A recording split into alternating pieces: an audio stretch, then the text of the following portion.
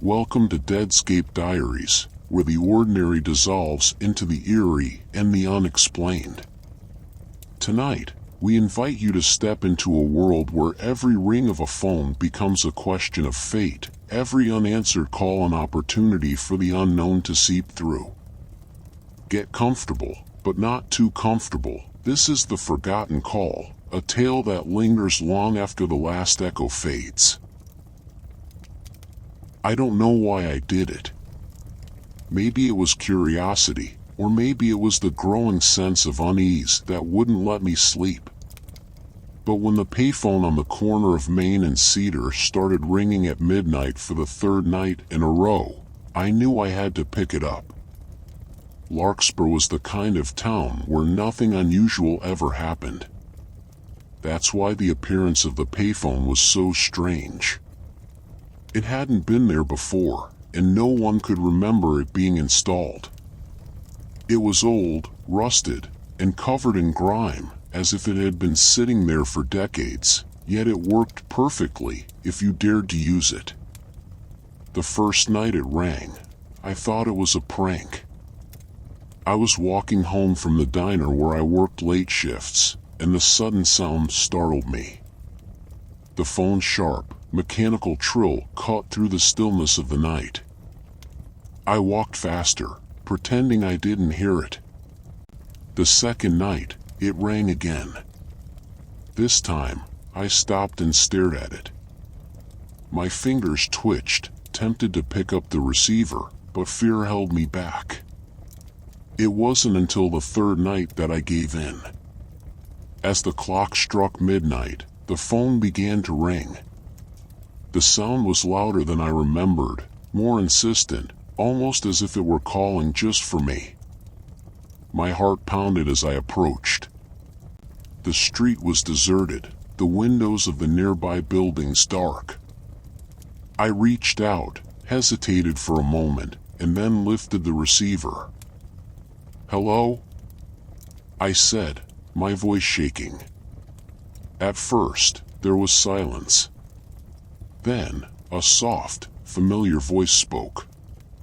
"It's so good to hear your voice again." My breath caught in my throat.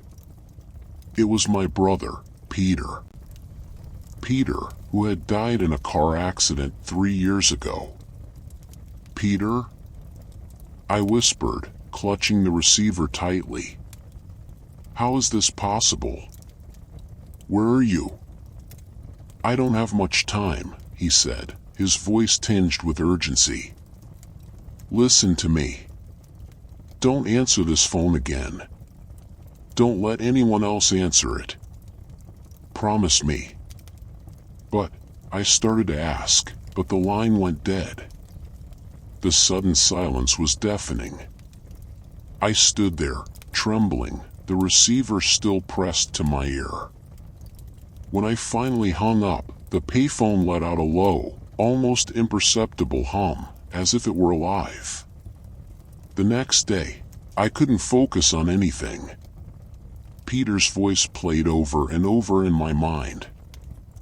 I debated telling someone, but who would believe me? That night, I avoided the corner of Main and Cedar, taking the long way home instead. But the phone kept ringing, and each time I ignored it, the sound seemed to grow louder, more insistent. I wasn't the only one who noticed. Others in town began to hear it too. Some were brave enough, or foolish enough, to answer. Mrs. Carmichael claimed to have spoken to her son, who had drowned years ago. Young Emma said she heard her grandmother's voice, telling her stories just like she used to. But every call ended the same way, with a warning. "Don't answer again." Those who didn't heed the warning paid the price. Mr. Leary, the town's grocer, disappeared without a trace after answering the phone 3 nights in a row.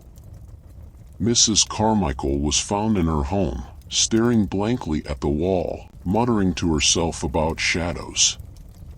Emma stopped speaking altogether, her wide eyes filled with fear. the town tried everything to get rid of the payphone. They cut the wires, smashed it with sledgehammers, even hauled it away to the junkyard. But every night, it reappeared on the corner of Main and Cedar, as if mocking their efforts. One night, a stranger arrived in Larkspur. He was tall, with a long black coat and a leather-bound notebook.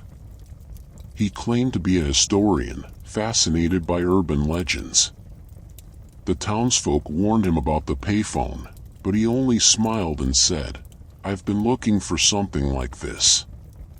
For days, he lingered near the phone, observing it, taking notes, and occasionally pressing his ear to the receiver as if listening for something. On the 7th night, he finally answered the call. I was there. I saw him lift the receiver with a steady hand, his expression calm. He spoke softly, his words too quiet for me to hear. Then, to my horror, he began to laugh. It was a deep, unsettling sound that sent chills down my spine. When he hung up, he turned to me and said, "It's not just a phone. It's a doorway." Before I could ask what he meant, he pulled a hammer from his coat and smashed the receiver. The phone fell silent, and for the first time in weeks, the air felt still. The stranger walked away without another word, leaving his notebook behind. I picked it up, but the pages were blank. The next morning, the payphone was gone. The town breathed a collective sigh of relief, believing the nightmare was finally over.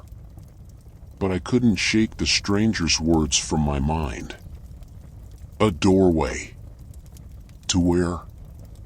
Weeks passed, and life returned to normal. Until the night I heard a faint ringing. This time, it was coming from my own living room. Thank you for joining us on this journey into the eerie and unexplained. If you enjoyed tonight's story, don't forget to like, subscribe, and hit that notification bell so you never miss another chilling tale from Deadscape Diaries. May your dreams be peaceful, though the shadows might linger.